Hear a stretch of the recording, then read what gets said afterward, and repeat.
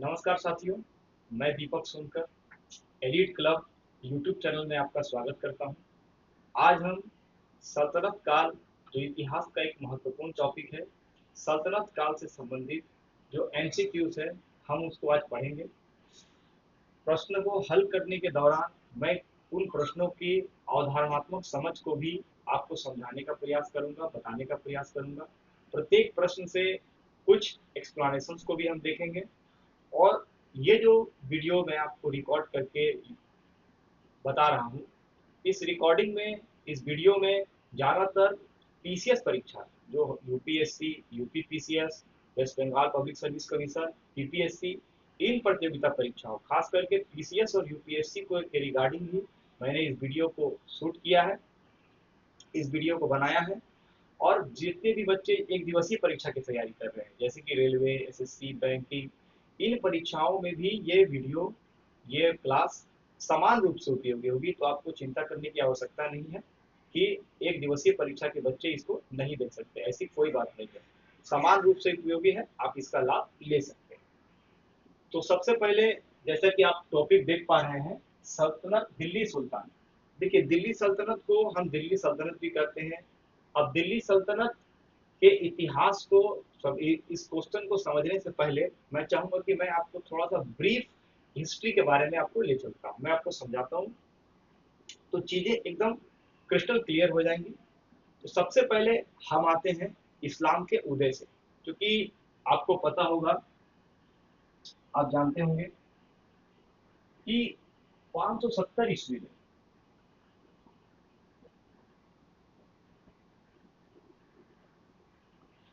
570 ईस्वी में पैगंबर हजरत मोहम्मद साहब जी का जन्म हुआ था। इनकी मृत्यु 632 ईस्वी में हो गई थी।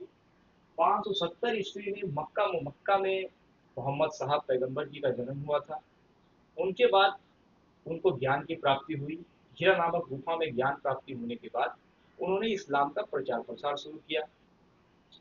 तो इस्लाम के प्रचार के दौरान, उस समय जब मोहम्मद साहब इस्लाम का प्रचार कर रहे थे, उस समय मक्का में कौन सी ऐसी सामाजिक परिस्थितियां थी, क्या आर्थिक परिस्थितियां थी, क्या राजनीतिक परिस्थितियां थी, इसको हम थोड़ा सा ब्रीफ में समझ लेते हैं, ताकि जो प्रश्न है उसको समझने में, क्योंकि देखिए यूपीएससी और पीसीएस में, अभी यूपी पीसीएस या बीपीएससी के भी क्वेश्चन को अगर आप देखें तो वहां पर भी थोड़ा सा कंसेप्चुअल क्लैरिटी का डिमांड हो रहे हो रहा है। और जितने भी पीसीएस हैं, मान करके चलिए कि आने वाले समय में जो भी प्रश्न पूछे जाएंगे उसमें अवधारणात्मक समझ की आपको आवश्यकता होगी। इसीलिए मैं थोड़ा सा चीजों को, हिस्ट्री बैकग्राउंड, उसके बैकग्राउंड को भी, प्रश्नों के बैकग्राउंड को भी समझाने का आपको प्रयास करूँ। तो आइए, तो 570 ईस्वी में हजरत मोहम्मद जी का जन्म हो जाता है, उनको ज्ञान की प्राप्ति होती है, इस्लाम का प्रचार प्रसार आरंभ हो जाता है। तो एक, मान लीजिए ये पूरा मिडिल ईस्ट है, सपोज दैट इसमें सऊदी अरेबिया, यमन है, कतर है, बहुत सारे जो देश हैं, सऊदी अरेबिया है, ये सारे मिले जुले को मैं मध्य एशिया ले लेता हूँ, मध्य एशिया, पश्चिम एशिया। यहाँ पर जो वहाँ की जो सामाजिक स्थिति के बारे में आपको मैं समझा रहा हूँ, बता रहा हूँ कि बहुत सारे छोटे छोटे जनजातीय समूह हैं, बहुत सारे छोटे छोटे जनजातीय समूह आप देख रहे हैं कि तमाम क्षेत्रों में बहुत सारे छोटे छोटे जनजातीय समूह हैं। ये जनजातीय समूह अपने आप को, सत्ता को बनाए रखने के लिए, अब जनजातीय समूह में बेसिकली होता क्या है कि मुखिया सिस्टम होता है, ठीक है। तो हर जगह पे क्या होता है कि हर जनजाति अपने मुखिया के पावर को, अपनी सत्ता को बनाए रखने के लिए आपस में ये संघर्ष करते हैं, कॉन्फ्लिक्ट करते हैं, स्ट्रगल करते हैं। इस स्ट्रगल के दौरान क्या होता है कि बहुत सारे, इस जगह में जो पश्चिम एशिया या एशिया, मध्य एशिया वाले क्षेत्र में एक हमेशा तनाव का क्षेत्र होता है, एक हमेशा टेंशन क्रिएट रहता है, लोग भय मुक्त नहीं जी पाते हैं। ऐसी स्थिति में हमेशा युद्ध हो रहे हैं। ऐसे युद्ध की अवस्था में क्या होता था कि शांति थी नहीं, महिलाओं को, बच्चों को लेकर के बहुत ज्यादा अत्याचार होते थे। ताकतवर जो जनजाति थी वो कमजोर जनजाति पर कैप्चर कर लेती थी। तो यहाँ तक जो समझ में आ रहा, तो मैंने भीषण जनसंहार हो रहा है, आपस में संघर्ष हो रहा है। ऐसी स्थिति में मोहम्मद साहब जी का जन्म होता है और वो इस्लाम का संदेश लेकर के आते हैं। इस्लाम के संदेश में आप एक चीज देखिएगा, सबसे इस्लाम का अगर कोर फिलोसफी की बात करें तो इस्लाम ब्रदरहुड पर बात करता है, बंधुत्व की भावना पर विश्वास करता है।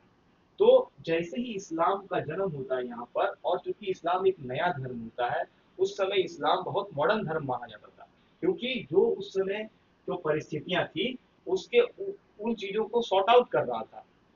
तो हुआ क्या कि इस्लाम ने जब बंधुत्व का कॉन्सेप्ट दिया यहाँ पर, ब्रदरहुड की संकल्पना लेकर के आए, तो ये सारे जनजातीय समूह आपस में एक होने लगे, इनकी जो स्ट्रगल थे वो कम होने लगे। अब जब समझिए कि जब सामाजिक रूप से ये एक होने लगे, तो राजनीतिक रूप से भी एक होने लगे, और राजनीतिक रूप से एक होने के परिणाम स्वरूप आपको पता होगा, अब ये जनजाति कौन कौन से थे आप लेकर चलिए, मान लीजिए अरब जनजाति, अरब ये जनजाति है। आप मान लीजिए तुर्क भी एक जनजाति है। अब तुर्क में बहुत सारे तुर्क है, इलबारी तुर्क है, जैसे कि इल्तुतमिश इलबारी तुर्क है, कुतुबी तुर्क है, तो बहुत सारे तुर्क थे। तो ये सभी आपस में लड़ रहे हैं। अब बंधुत्व की भावना का विकास हो चुका है, जब बंधुत्व की भावना का विकास हो गया, इस्लाम का सब संदेश दिए, तो इस्लाम के झंडे तले अब इस्लाम का व्यापक रूप से विश्व वाइड प्रचार शुरू होगा। यानी इस्लाम भारत में भी आएगा, पश्चिम एशिया के देशों में भी जाएगा, यहाँ तक कि आपको पता होगा कि यूरोप तक इस्लाम पहुंच गया था, स्पेन की दहलीज तक इस्लाम पहुंच चुका था। और इस्लाम के बारे में आपको पता होगा कि क्रिश्चियन वर्ल्ड और इस्लामिक वर्ल्ड के बीच कई धर्म युद्ध भी हुए थे, जिसको हम इतिहास में क्रूसेड्स में पढ़ते हैं। बहुत सारे क्रूसेड्स हुए, 3 क्रूसेड्स हुए, इन क्रूसेड्स के बहुत सारे रचनात्मक परिणाम भी हुए और विध्वंसात्मक परिणाम भी हुए। देखिए, युद्ध हो या कोई भी घटना हो, उसका दोनों परिणाम होता है। उसका रचनात्मक परिणाम भी होता है और विध्वंसात्मक परिणाम भी होता है। तो रचनात्मक परिणाम में आप देखिएगा कि बहुत सारे ट्रेड रूट्स की खोज हुई, लोग एक जगह से दूसरे स्थान पर आए, तो कल्चरल आदान प्रदान हुआ, धर्मों का आदान प्रदान हुआ, व्यापार के नए मार्ग खुले। तो यहाँ से जीवन के एक नई दिशा, क्रांतिकारी परिवर्तन के रूप में आप देख सकते हैं उसको। तो आइए हम इस्लाम के उदय और इस्लाम के प्रचार को थोड़ा समझ लेते हैं। तो जैसे ही इस्लाम का उदय होता है, हजरत मोहम्मद साहब जब के उदय के बाद, और याद रखिएगा, अगर हम भारत के संदर्भ में फिलहाल बात करें, अगर मैं अभी भारत के संदर्भ में बात करता हूँ इस्लाम का प्रचार कैसे हुआ, तो अगर ये इसको हम भारत को नजर, तो ये आपका नॉर्थ उत्तरी भारत है, ये हमारा साउथ भारत, दक्षिणी भारत है। भारत को अगर हम दो भागों में बेसिकली बांट लें, आपको पता होगा कि यहाँ पर केरल नामक एक स्टेट है, जो मालाबार तट पर अवस्थित है। मालाबार तट में केरल की एक विशेषता यह है कि केरल मसालों के लिए प्राचीन काल से बहुत ज्यादा जाना जाता है, यहाँ पर मसालों की खेती होती है। और याद रखिएगा कि जो हमारा यूरोपीय देश है, यूरोपीय देश बेसिकली ठंड प्रदेश है, और वहां पर लोग ज्यादातर मांस खाना प्रेफर करते हैं। तो मांस को खाने के लिए अगर आप सिर्फ वैसे ही मांस खाइएगा, तो वो मतलब रुचिकर नहीं है, स्वादिष्ट नहीं है। तो याद रखिएगा कि एक तो आपको मांस को बचाने के लिए प्रिजर्वेटिव के रूप में मसालों का प्रयोग हो रहा है, और उसको एक स्वादिष्ट व्यंजन के रूप में बनाने में भी मसालों का प्रयोग हो रहा है। तो ये अरब क्या करते थे, अरब बहुत पहले से ही यहाँ पर आते थे और मसालों का व्यापार करते थे, और ये मसाला यहाँ से खरीद कर लेके जाते थे, और भूमध्य सागर में दो व्यापारी गुट थे, एक जनेवा और एक इटली, वेनिस। आपने सुना होगा शेक्सपियर का एक प्ले है, मर्चेंट ऑफ वेनिस, जी हाँ, वेनिस। तो वेनिस और जेनेवा, ये दो यहाँ पर इस माल को खरीद करके फिर यूरोप के बाकी देशों में लेके जाते थे।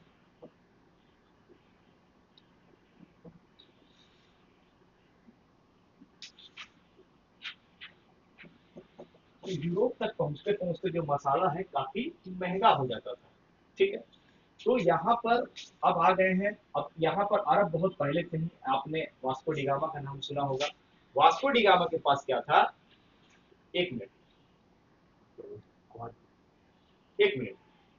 तो वास्को डिगामा ने क्या किया था, वास्को डिगामा जब भारत आया तो उसने मसालों का व्यापार किया था, और यहाँ से मसाला जो है खरीद करके लेकर चला गया था यूरोप बेचने के लिए, तो उसको 60 गुना मुनाफा हुआ था। उसी 60 गुना मुनाफे के लालच में वास्को डिगामा फिर से, आपको पता होगा कि वास्को डिगामा 1498 में कालीकट, सॉरी, 1498 में कालीकट के बंदरगाह पर उतरा था, राजा जमेरी ने इसका स्वागत किया था। और फिर लालच के मारे, 60 गुना व्यापार में लाभ कमाने के बाद, लालच के मारे 1502 ईस्वी में इतनी जबरदस्त कठिनाइयों के बावजूद वो भारत आता है 1502 में। तो किस लिए आ रहा है, मसालों के व्यापार के लिए। तो वही मसालों के व्यापार के लिए अरब बहुत पहले से यहाँ पर स्टैब्लिश हुए हैं। तो अरब जब पहले व्यापार जब पहली बार जब व्यापार होता है 1498 में, तब तो अरब उनका कोई विरोध नहीं करते हैं, परंतु जब 1502 में फिर से वो व्यापार करने के लिए आता है, तो इस बार अरबों के कान खड़े हो जाते हैं कि यार ये तो हमारे हेजेमोनी को, एकाधिकार को तोड़ना चाहता है।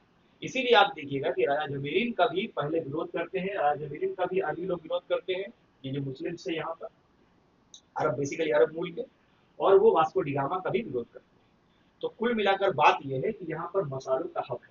और यहाँ पर उस समय मोहम्मद साहब के ही समकालीन एक राजा राजा थे जिसका नाम था चेरामन पेरुमल। ठीक है, ये एक हिंदू बेसिकली हिंदू राजा थे। इन्होंने क्या किया, अरबों के संपर्क में आने के बाद इन्होंने इस्लाम को कबूल किया। इस्लाम को कबूल करने के बाद बाकायदे ये सऊदी अरेबिया गए, मक्का में इन्होंने हज भी किया। हज करने के बाद आने के बाद इन्होंने केरल में एक मस्जिद का निर्माण किया जिसका नाम है चेरामन पेरुमल जुमा मस्जिद। ये भारत की पहली मस्जिद थी, और भारत ही नहीं बल्कि विश्व के मक्का के बाहर पहली मस्जिद थी जो यहाँ पर स्थापित हुई थी। तो पहला प्रश्न अगर आपसे पूछा जाए कि भारत क्या नाम है, भारत में सबसे पहली मस्जिद का नाम क्या है, तो आपको याद रखना है कि केरल में स्थापित है। किसने बनवाया है, राजा चेरामन पेरुमल ने बनवाया है, चेर वंश के शासक थे। और उस मस्जिद का नाम क्या है, तो जुबा मस्जिद। राजा चेरामन पेरुमल जुमा मस्जिद, याद रखिएगा उस मस्जिद का नाम है। और यह मस्जिद भारत ही नहीं बल्कि दुनिया में मक्का के बाद दूसरी बनने वाली मस्जिद है। तो आपने यहाँ देखा कि उत्तर भारत में जो इस्लाम का आगमन हो रहा है वो 712 ईस्वी में हो रहा है।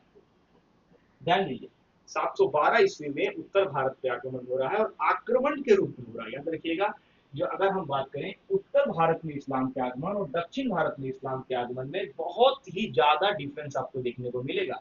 यहाँ पर जो इसीलिए उत्तर भारत को उत्तर भारत के लोगों का इस्लाम को लेकर के और दक्षिण भारत के लोगों का इस्लाम को लेकर के जो नजरिया है, जो दृष्टिकोण है, उसमें काफी अंतर आपको देखने को मिलेगा।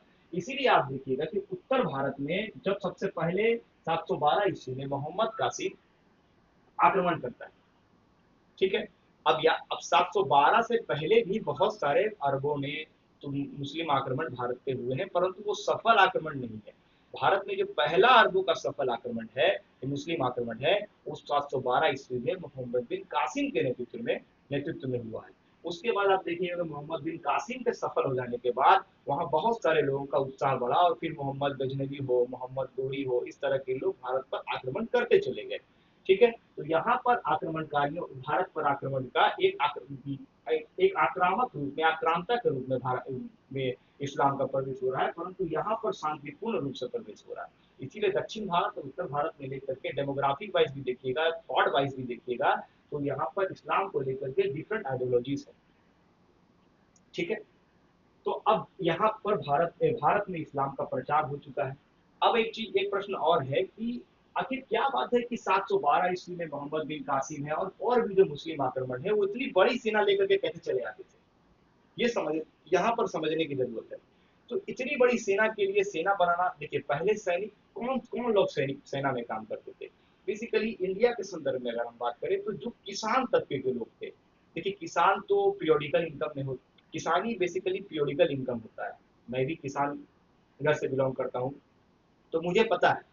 तो ऐसा है कि कृषक जो होता है उसको कम से कम बुआई के लिए, जुताई के लिए, कटाई के लिए, निराई के लिए समय चाहिए।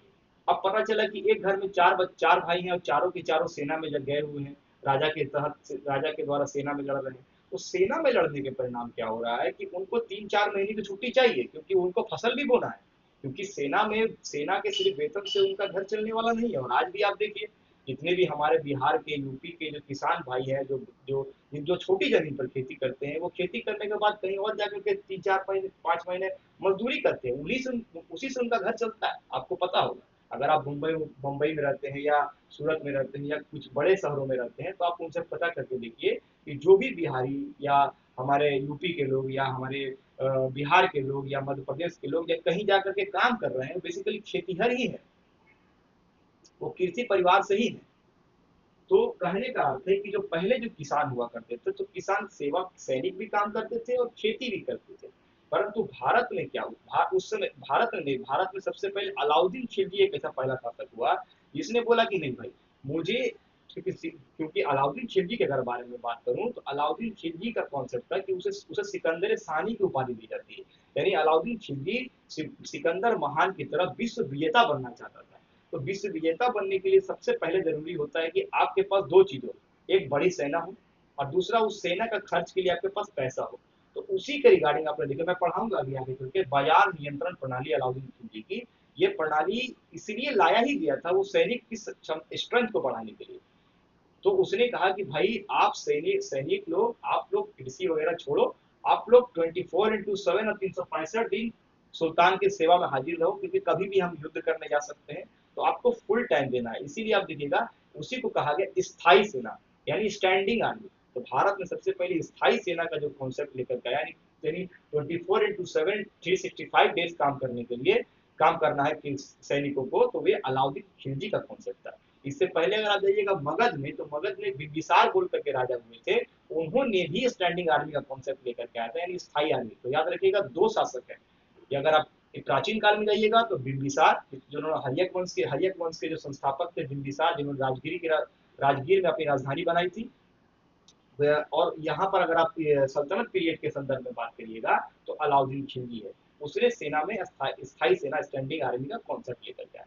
ठीक है। तो यहाँ पर जो लोग हैं, जो कि अरब, तो चूंकि अरब एक मरुस्थल है, अरब में मरुस्थल होने के कारण वहां पर खेती हो नहीं सकता है। ठीक है। खेती अगर नहीं होगी तो राजा को लगान नहीं मिलेगा। तो बेसिकली देखिए, उस समय में प्राचीन काल में अगर हम बात करें, मध्यकाल में बात करें, तो इनकम के दो ही सोर्स हुआ करते थे।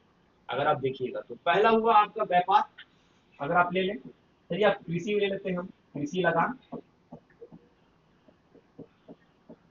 यानी एग्रीकल्चरल टैक्स। और दूसरा होता था व्यापार। दूसरा व्यापार है, तीसरा कोई इनकम का सोर्स आप बताइए, नहीं होगा। तो सऊदी अरेबिया एक मरुस्थल प्रदेश है। तो वहाँ बहुत कम मात्रा में सऊदी अरेबिया में हरी मैंने ग्रीन लैंड है, बहुत ही नॉमिनल, मैंने उसको नेग्लिजिबल कर सकते हैं आप। तो वहां पर खेती हो नहीं रही है। खेती नहीं होगी तो लगान नहीं मिलेगा, लगान नहीं मिलेगा तो राजा, लगान जब तक आपको टैक्स नहीं मिलेगा तो आप स्टैंडिंग आर्मी रखिए है कैसे। समस्या यहाँ।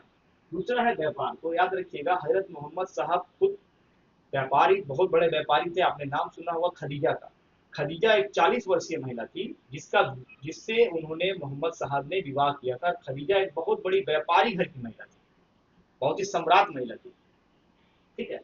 तो तो याद रखिएगा, तो कृषि और व्यापार, तो अरब में व्यापार से ही वो लोग काम चला रहे हैं। और वहां पर उत्पादन के रूप में अगर आप बात करेंगे तो ऊंट, ऊंट है, ऊंट का दूध है, ऊंट का मांस है।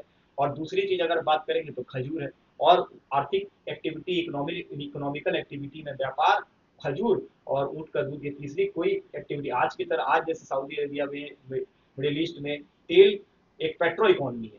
पर प्राचीन काल में पेट्रो इकोनॉमी का जैसा कोई पेट्रोलियम की तो खोज हुई नहीं थी। तो अब बात यह है कि वो वहां के जो सैनिक चलते थे, तो वहां जब वो सुनते थे कि भारत पर आक्रमण करना है, क्योंकि भारत का एक इमेज था, भारत एक बहुत धनी प्रांत था, सोने की चिड़िया, आपने सुना होगा कि भारत एक सोने की चिड़िया थी। तो जब भारत एक सोने की चिड़िया थी, तो उस सोने की चिड़िया को अटैक करने के लिए, क्योंकि वो लोग को पता था कि भारत में अगर हम अटैक करते हैं तो वहां पर बहुत लूटपाट में उनको बहुत सारा माल मिलेगा। तो इसीलिए बहुत सारे लोग चल जाते थे। अब यहाँ पर इस चीज को थोड़ा समझते हैं हम यहाँ पर। अगर हम,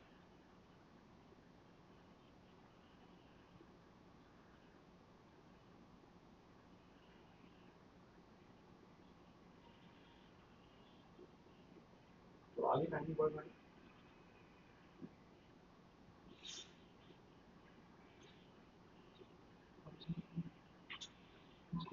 क्या हुआ किसको?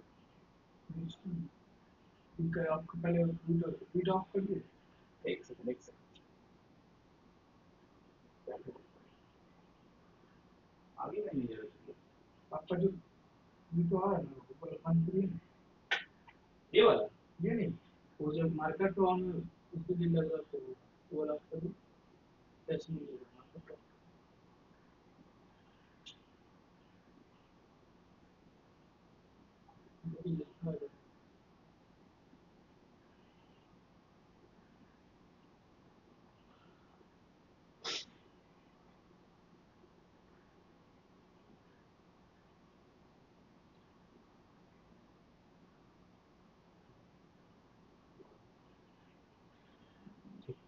तो ऐसा है कि कोई कोई बात नहीं है, क्योंकि थोड़ा सा बोर्ड में प्रॉब्लम है, आप समझ सकते हैं।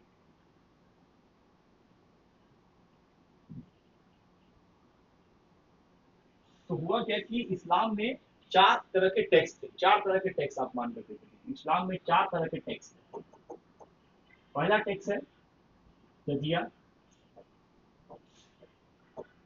दूसरा है जकात, तीसरा है आपका जजिया जकात खुम्स खराज।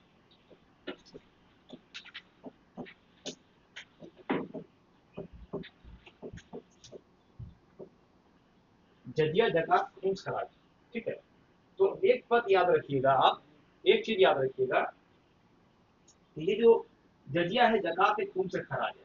तो वो जो लोग जब चलते थे, तो याद रखिए खुम्स का कॉन्सेप्ट क्या है। खुम्स में जो ये जो कॉन्सेप्ट है खुम्स का, बेसिकली लोग जब भारत का आक्रमण होता था, तो जब जो भी भारत पर आक्रमण करने के लिए निकलते थे, तो उनके साथ हुजूम में लोग निकल जाते थे। क्यों निकलते थे? क्योंकि यहाँ कॉन्सेप्ट ये था कि युद्ध में अगर लूटा गया जो माल है, अगर युद्ध में लूटा जाएगा, जो भी माल युद्ध में लूटा जाएगा, उसका 20% जो है वो राजा के पास चला जाएगा, और 80% जो है आपका किसके पास चला जाएगा, वो जो युद्ध में लोग लड़ रहे हैं सैनिकों के पास चला गया। इसी लालच में एक बहुत बड़ी सेना जो है, वो मोहम्मद गोरी के साथ बोलिए, मोहम्मद गजनवी के साथ बोलिए, बहुत मोहम्मद बिन कासिम के साथ बोलिए, वो लोग चले आते थे। तो उनको यही चीज आप याद रखिएगा। खुम्स, खुम्स का अर्थ होता है, कई बार एग्जाम में पूछा कि खुम्स का मतलब क्या होता है, तो खुम्स का मतलब होता है युद्ध में लूटा गया माल। युद्ध में लूटा गया माल का जो 20% है वो राजा के पास चला जाता था, और याद रखिएगा जो 80% जो था उसको सामान्य जो सैनिक थे उसमें बांट दिया जाता था। तो ये खुम्स में क्या क्या, जैसे देखिएगा जब अटैक होता था तो छोटे छोटे बच्चों को बंधक बना लिया जाता था, महिलाओं को बंधक बना लिया जाता था। इन्हीं महिलाओं को अब बंधक बनाने के बाद, लड़कों को बंधक बनाने के बाद इनको गुलामों के बाजार में बेचा जाता था, ठीक है। सोना चांदी, असरफियां, इस तरह की चीजों को लूट होती थी, और लूट में भागीदारी मिलने के कारण एक बड़ी संख्या में लोग भारत पर अटैक करते थे। तो यहाँ तक आपको क्लियर हुआ। और याद रखिएगा जब भी इस्लामिक टैक्स के बारे में बात होगी, तो जजिया जकात खुम्स खराज, ये चार तरह के चीजें थी, जो चार तरह के टैक्स थे। तो इसी के कारण लोग जो है भारत पर अटैक करते थे। तो अब हम आते हैं भारत पर अटैक की, अगर हम बात करें तो भारत पर अटैक के लिए सबसे पहले मैं आपको बता दूं कि सबसे पहले मोहम्मद बिन कासिम, उसके बाद मोहम्मद गजनवी, उसके बाद फिर मोहम्मद गोरी, और फिर गोरी की मृत्यु हो गई 1206 ईस्वी में। अब जब गोरी की मृत्यु 1206 ईस्वी में हो जाती है, तो गोरी की मृत्यु के उपरांत क्या होता है, अब यहाँ पर डिफेक्ट पैदा हो जाता है। क्योंकि देखिए, जब 1192 ईस्वी में तराइन का दूसरा युद्ध हुआ था, तराइन के दूसरे युद्ध में कुतुबुद्दीन ऐबक ने मोहम्मद गोरी का बहुत साथ दिया था। परिणाम स्वरूप क्या हुआ कि जब मोहम्मद गोरी भारत से अपने विजित क्षेत्र थे, जो जिन जिन क्षेत्रों को मोहम्मद गोरी ने जीता था, उस क्षेत्र को कुतुबुद्दीन ऐबक के हवाले, यानी पहला इक्ता बना करके, याद रखिएगा भारत में, याद रखिएगा जब भी इक्ता से प्रश्न पूछा जाए, इक्ता प्रश्न पूछा है कि इक्तेदारी व्यवस्था की स्थापना भारत में किसने की थी, तो इक्तेदारी की स्टार्टिंग जो है मोहम्मद गोरी ने किया था, याद रखिएगा। परंतु उस व्यवस्था को, इक्तदारी व्यवस्था को एक कॉन्क्रीट सुदृढ़ीकरण करने के लिए, उसको एक कंकर्टाइज फॉर्म में लाने का प्रयास का जो श्रेय जाता है, वो इल्तुतमिश को जाता है। इल्तुतमिश ने भारत में सबसे पहले एकता व्यवस्था लाने का श्रेय मोहम्मद गोरी को, जनक अगर मोहम्मद गोरी है, परंतु उसको कंकर्टाइज करने के लिए, उसको एक बेहतर शेप देने में काम तो इल्तुतमिश ने किया। ये आप याद रखिएगा। तो पूरी 1192 ईस्वी में तराइन का दूसरा युद्ध होता है। उस युद्ध में कुतुबुद्दीन ऐबक बहुत मार्वलस परफॉर्मेंस के कारण सारे विजित प्रदेशों को, मोहम्मद गोरी ने जितने भी भारत में विजित प्रदेश थे उन सबको किसको दे दिया, कुतुबुद्दीन ऐबक को दे दिया। जब कुतुबुद्दीन ऐबक को सारा विजित प्रदेश दे दिया, उसके बाद क्या हुआ कि 1206 ईस्वी में वो उनका डेथ हो गया। अब डेथ होने के बाद सिचुएशन ऐसा क्रिएट हुआ कि अब इनके, इसीलिए मोहम्मद गोरी ने, अब आपने सुना होगा कि मोहम्मद गोरी के अब तीन चार सैनिक है यहाँ पर। नसरुद्दीन कुबाचा, अगर हम कुबाचा की बात करें, उनका इल्तुतमिश है। इधर आपका ताजाउद्दीन यालदोज है। अब ये तीनों दिल्ली की गद्दी पर बैठना चाहते हैं। इसीलिए अब चूंकि किसी ने बेसिकली मोहम्मद गोरी ने जीता है चीजों को। तो जब तक मोहम्मद गोरी लेजिटमाइज नहीं करेंगे, उनकी वैधता प्राप्त नहीं होगी, तब तक आप किसी को राजा नहीं बना सकते। तो इसीलिए 1206 ईस्वी में क्या हुआ कि इसीलिए आप देखिएगा कि कुतुबुद्दीन ऐबक ने 2 बार राज्याभिषेक किया है, एक बार 1206 में और एक बार 1208 में। 1206 ईस्वी में इन्होंने क्या किया, इन्हें दिल्ली का इन्होंने पदवी ग्रहण किया, और ये किंग के रूप में नहीं, सुल्तान के रूप में नहीं, बल्कि मलिक और सिपा सलार के रूप में इन्होंने अपनी पदवी संभाली। फिर क्या होता है कि 1208 ईस्वी में गोर के सुल्तान थे, गोर के सुल्तान गयासुद्दीन, गयासुद्दीन ने कुतुबुद्दीन ऐबक को एक शाही नगाड़ा, छत्र और एक ध्वज प्रदान किया, परिणाम स्वरूप उनकी वैधता को स्थापित किया। उसके बाद 1208 ईस्वी में कुतुबुद्दीन ऐबक जो है सुल्तान की उपाधि धारण करते हैं। याद रखिएगा, 1208 में कुतुबुद्दीन ऐबक सुल्तान की उपाधि धारण करते हैं। 1206 से 1208 तक उन्होंने सिपा सलार और मलिक मलिक के रूप में काम किया, मलिक और सिपा सलार यानी डिप्यूटी के रूप में, सुल्तान के रूप में। उसके बाद याद रखिएगा, कुतुबुद्दीन ऐबक ने क्या किया, अपने समस्याओं का समाधान के लिए नसरुद्दीन इल्तुतमिश से अपनी बहन का शादी कर दिया, इल्तुतमिश से अपनी बेटी का शादी कर दिया, नसरुद्दीन कुबाचा की बहन से खुद शादी कर लिया, और तजाउद्दीन याल्दोज की जो बेटी थी उससे खुद शादी किया। अपनी बहन की शादी नसरुद्दीन कुबाचा से करवा दिया, अपनी बेटी इल्तुतमिश से अपनी बेटी की शादी करवा दिया, और याद रखिएगा तजाउद्दीन याल्दोज से की जो बेटी थी उससे अपना विवाह कर लिया। इस तरह वैवाहिक संबंध स्थापित करके उसने वैवाहिक कूटनीति का सहारा लेकर के दिल्ली की गद्दी को शांति स्थापित करने का प्रयास किया। अब याद रखिएगा, 3 पावर सेंटर्स भी हो गए, इसी तरह 3 पावर सेंटर्स भी हो गए भारत में। एक हो गया आपका गोरी,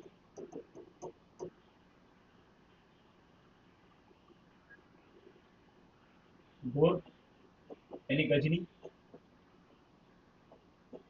मध्य एशिया का क्षेत्र। दूसरा हो गया दिल्ली, और तीसरा हो गया आपका लाहौर। तो अब याद रखिएगा कि प्रश्न पूछा जाता है कई बार कि कुतुबुद्दीन ऐबक ने क्या किया, कुतुबुद्दीन ऐबक ने कहां पर अपना राजधानी बनाया, तो कुतुबुद्दीन ऐबक राजधानी बनाया लाहौर, याद रखिएगा। और लाहौर में ही चौगल खेलते समय उनकी मृत्यु हुई, और लाहौर में ही उनका समाधि बनाया गया, यानी उनका जो टॉम्ब है वो कहाँ बनाया गया, जो मकबरा है कहाँ बनाया गया, वो बनाया गया लाहौर में। इस चीज को आप याद रखिएगा। तो कुतुबुद्दीन ऐबक ने लाहौर में अपना राज्याभिषेक कराया, दिल्ली में क्यों नहीं कराया, क्योंकि देखिए दिल्ली में बेसिकली कुतुबुद्दीन ऐबक के और भी गुलाम वहां पर एक्टिव थे, और यहाँ राज्य के 3 पावर सेंटर्स होते हैं, गजनी, दिल्ली और लाहौर। अगर यहाँ पर दिल्ली में अगर कुतुबुद्दीन ऐबक अपना राज्याभिषेक करवाते, तो यहाँ के गुलाम जो है, यहाँ पर जो मोहम्मद गोरी के गुलाम थे, इनको कॉन्स्पिरेसी करके इनकी हत्या भी हो सकती थी। तो ये जो है कुतुबुद्दीन ऐबक का एक बहुत अच्छा सोचा समझा कूटनीतिक कदम माना जाता है कि विवाह के माध्यम से उन्होंने ऐसा काम किया, और दूसरा इन्होंने दिल्ली में न बोल करके लाहौर में अपनी राजधानी को अपना राजधानी भी बनाया, राज्याभिषेक भी करवाया। ठीक है। अब हम आते हैं कि जैसे जैसे हमने कहा था कि इस्लाम के प्रचार के बारे में, भारत में इस्लाम का प्रचार, तो आपने देखा उत्तर भारत दक्षिण भारत, मैंने समझाया आपको, बताया आपको। साथ ही साथ आप देखिएगा कि जब जब कोई भारत में अटैक हो रहा है, मध्य एशिया से अटैक हो रहा है, साथ में आप देखिएगा उसके कुछ सूफी संत भारत आ रहे हैं, जो क्वेश्चन का हमारा डिमांड है। तो सूफी संत भी भारत आ रहे हैं। तो सूफी संत का क्या क्या है कि वो क्या, अब भारत के इस्लामीकरण में अगर आप देखिएगा, भारत के इस्लामीकरण में सूफी संतों का बहुत उम्दे दर्जे का सहयोग है। उनके बिना, सूफी संतों के बिना भारत में इस्लाम का प्रचार प्रसार नहीं हो सकता। और सूफी संत में जो चिश्ती संप्रदाय है और जो बाकी सूफी संप्रदाय है, उसमें एक खास बात यह है कि भारतीय जो धर्म और संस्कृति है, और जो इस्लामिक धर्म और संस्कृति है, उसका समन्वित रूप अगर समझने का प्रयास करें, उनको एक हिंदू और मुस्लिम संस्कृति को मिलाने का प्रयास करते हैं, एक मिश्रित संस्कृति यानी गंगा जमुना तहजीब की बात करें, तो इसमें सूफियों का बहुत बड़ा योगदान है। सूफियों ने भारतीय अध्यात्म को अपनाया, भारतीय राष्ट्रवाद को अपनाया, गुरु शिष्य परंपरा को अपनाया। कई जैसे निजामुद्दीन औलिया ने योग प्राणायाम में इतना सिद्धस्त अपने आप को किया। तो याद रखिएगा, रहस्यवाद को, दार्शनिक विचारधारा को, परिणाम स्वरूप इन तमाम चीजों को हिंदू धर्म से सूफियों ने ग्रहण किया। और सूफी जो थे वो सूफी बेसिकली खानकाह में रहते थे, और जब खानकाह था वो आध्यात्मिक सेंटर एक तरीके से हुआ करता था। वहाँ लोग जो सूफी है अपने आध्यात्मिक चेतना को उठाने के लिए, ऊपर उठाने के लिए काम करते थे। जैसे कि मठों में आपके भिक्षु काम करते थे, बुद्धिस्ट भिक्षु, सेम उसी तरीके से खानकाहों में जो सूफी है लोग आकर के रहते थे, बैठते थे और वहां पर आध्यात्मिक चर्चाएं करते थे। इसीलिए याद रखिएगा सूफियों की जो रहने की जगह था, सूफी कहाँ रहते थे, खानकाह में रहते थे। आप एक चीज याद रखिएगा, तो सूफी संत भारत में एंटर करते हैं।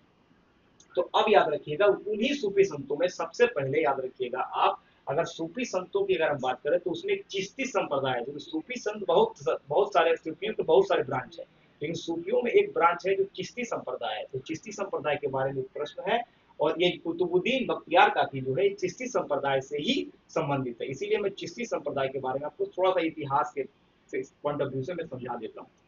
देखिए, सबसे पहले याद रखिएगा, वर्ल्ड में, विश्व में सबसे पहले चिश्ती संप्रदाय की स्थापना किसने की? तो चिश्ती संप्रदाय की स्थापना सबसे पहले किसने की थी? अब्दुल चिश्ती ने। याद रखिएगा, अब्दुल चिश्ती, उनका नाम था अब्दुल चिश्ती। अब्दुल चिश्ती। अब्दुल चिश्ती ने क्या किया? सबसे पहले हेरात,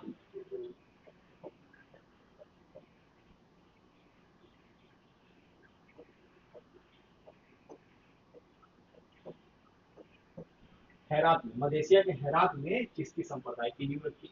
उनके बाद इनके दो मुरीद हुए, ध्यान दीजिएगा।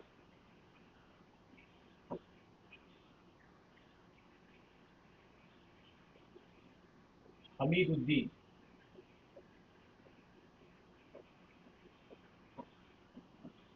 नागौरी। अब याद रखिएगा, नागौरी जो राजस्थान के बीकानेर वाले क्षेत्र में है, मैं उस नागौरी की बात कर रहा हूँ। तो ये नागौर में थे। और याद रखिएगा, नागौरी में बहुत सारे अभी भी खेती और पशुपालन के लोग हैं, मैंने जो खेती में बहुत साधारण जीवन व्यतीत करने वाले लोग हैं वहाँ अच्छे। तो याद रखिएगा, अच्छे लोग हैं, साधारण जीवन व्यतीत करते हैं। तो उसी तरह हमीदुद्दीन नागौरी ने भी साधारण जीवन व्यतीत किया और खेती करते हुए अपने अंतिम जीवन बिताए। उसके बाद उनका उन्हीं के अब्दुल चिश्ती के जो शिष्य है, अब्दुल चिश्ती, सॉरी, अब्दुल अब्दुल चिश्ती ने क्या किया है, क्या नाम, अब्दुल चिश्ती ने हेरात में इसकी इसकी स्थापना की। उसके बाद मयूद्दीन चिश्ती,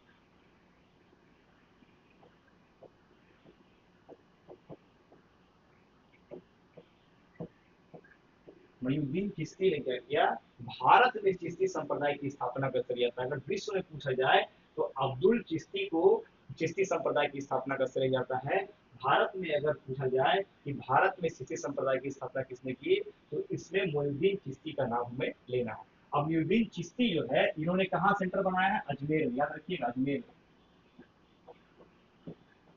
ठीक है, अजमेर में। अब इनके दो चेले हुए, एक हुए हमीदुद्दीन नागौरी, और दूसरे हुए बख्तियार का।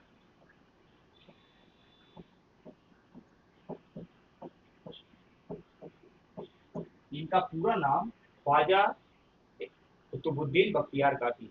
कुतुबुद्दीन इनका नाम है, इसीलिए कुतुबुद्दीन के नाम पर ही कुतुबुद्दीन ऐबक ने कुतुब मीनार की स्थापना की। याद रखिए, कुतुबुद्दीन ऐबक ने कुतुब मीनार की स्थापना किसके श्रेय में किया है, किसको डेडिकेटेड है, अगर समर्पित है तो याद रखिएगा ख्वाजा बख्तियार काकी। ठीक है। अभी जो बख्तियार काकी जी हैं, बख्तियार काकी के शिष्य जो, बख्तियार काकी के कौन कौन से शिष्य होंगे? तो बख्तियार काकी के दो दो शिष्य, बख्तियार काकी के अब दो शिष्य हैं। तो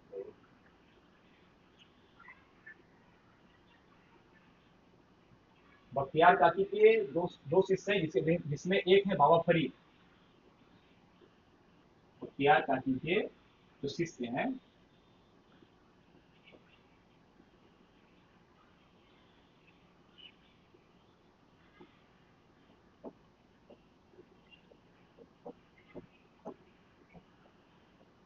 अब ये बख्तियार काकी हैं, इनके शिष्य जो है बाबा फरीद।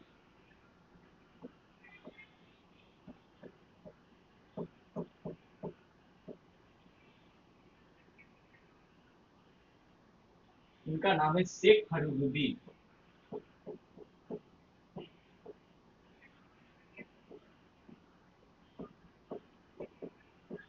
गजे शंकरी।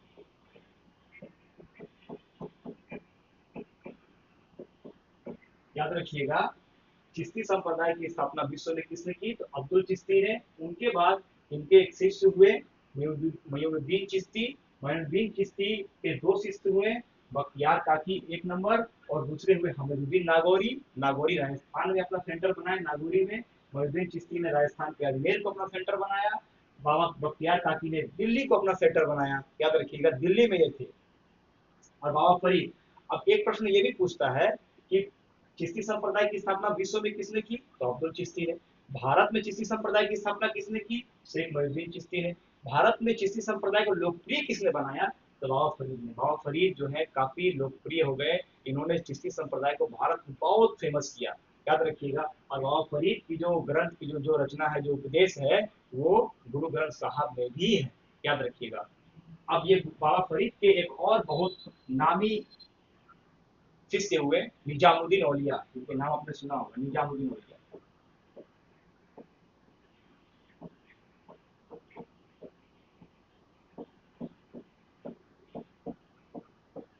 क्या नाम हुआ इनका? निजामुद्दीन औलिया। याद रखिएगा, निजामुद्दीन औलिया को दो नामों से जाना जाता है। पहला इनका नाम है महबूब इलाही।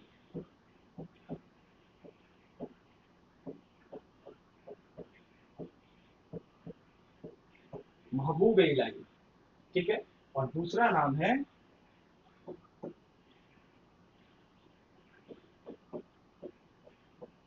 योगी सिद्ध। अब इनका नाम योगी सिद्ध क्यों पड़ा? याद रखिएगा, निजामुद्दीन औलिया योग के प्राणायाम के इतने पारंगत हो चुके थे कि लोगों ने इनको उपाधि दी योग सिद्ध की। ये कई बार एग्जाम में पूछा गया है कि महबूब इलाही किसका नाम है, किसका उपनाम है? तो निजामुद्दीन औलिया का। और याद रखिएगा, योगी सिद्ध किसका नाम है? तो निजामुद्दीन औलिया का। और याद रखिएगा, निजामुद्दीन औलिया के एक शिष्य हुए, जिसका नाम है आमिर खुसरो।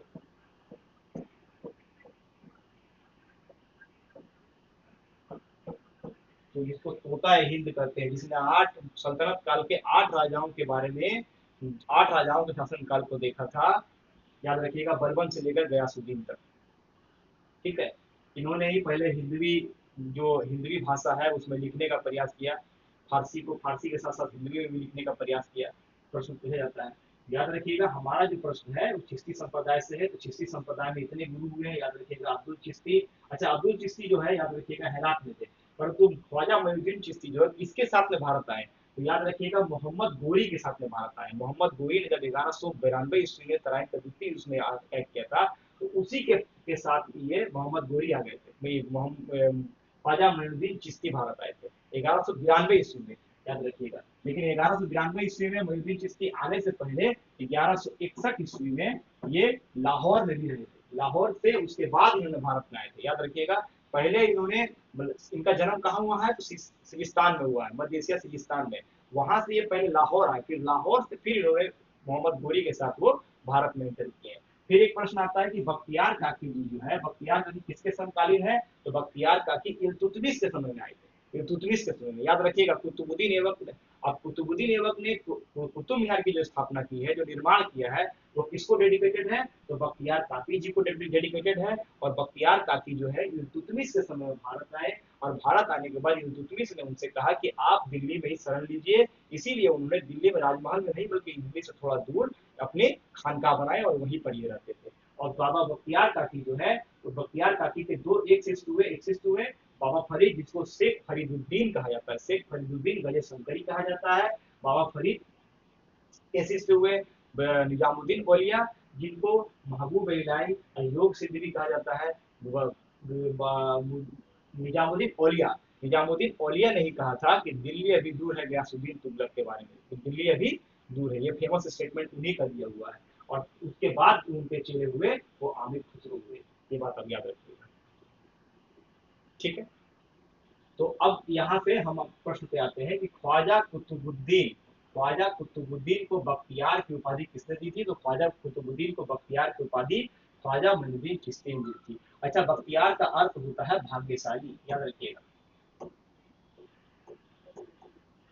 अच्छा, बख्तियार से लेकर के आप ये बात याद रखिएगा, बख्तियार खिलजी भी मोहम्मद कुतुबुद्दीन ऐबक का एक गुलाम था और सेनापति था, याद रखिएगा, जिसने नालंदा विश्वविद्यालय को तोड़ा था और बंगाल पर भी आक्रमण किया था। बंगाल पर जब आक्रमण किया था बख्तियार खिलजी ने, तो उस समय बंगाल का शासक था आपका सेन वंश का शासक लक्ष्मण सेन, जो भारत का बंगाल का अंतिम हिंदू शासक था, याद रखिएगा ये प्रश्न।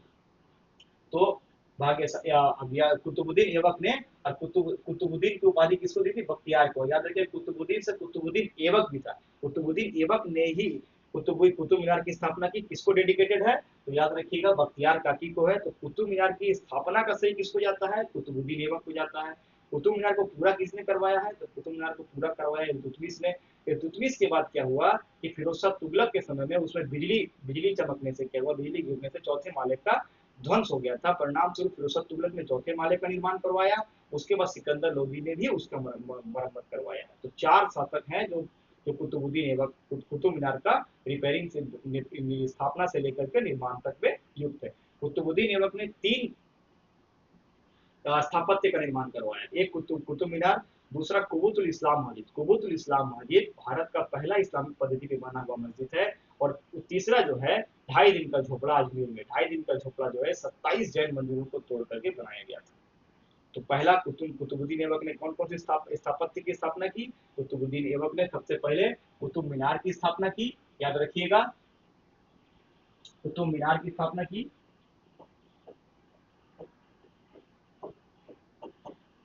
कुतुब मीनार, दूसरा कुबुतुल इस्लाम मस्जिद,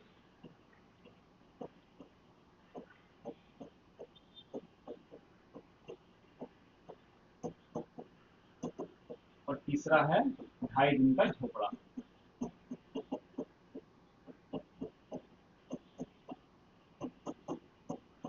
याद रखिए कुतुब मीनार दिल्ली में है, कुबुतुल इस्लाम मस्जिद दिल्ली में है, और ये अजमेर में है।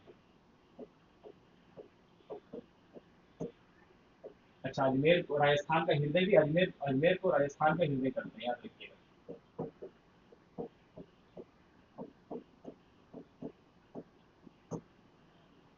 ठीक है दोस्तों, याद रखिएगा यही एक्सप्लेनेशन है कि ख्वाजा मोइनुद्दीन चिश्ती की उपाधि जो है, ख्वाजा मोइनुद्दीन कुतुबुद्दीन को ख्वाजा मोइनुद्दीन चिश्ती ने कुतुबुद्दीन को बख्तियार की उपाधि प्रदान की थी। चिश्ती संप्रदाय, याद रखिएगा ख्वाजा मोइनुद्दीन चिश्ती का जन्म जो है सजिस्तान में हुआ था। याद रखिएगा सजिस्तान मध्य एशिया का सजिस्तान में हुआ था, और उन्होंने इस संप्रदाय की स्थापना की थी। भारत आगमन में 1992 ईस्वी में शहाबुद्दीन गोरी जब भारत पर आक्रमण करा, शहाबुद्दीन मोहम्मद गोरी इस सेना के साथ भारत आए थे, और 1206 ईस्वी में स्थायी रूप से अजमेर में आकर बस गए थे। ठीक है, और उन्हीं के शिष्य हुए थे ख्वाजा कुतुबुद्दीन बख्तियार काकी और हमीदुद्दीन नागौरी। तो ठीक है दोस्तों, आज मैंने एक प्रश्न का एक्सप्लेनेशन किया है, आगे इसी तरह से प्रश्नों का एक्सप्लेनेशन मैं करता रहूंगा।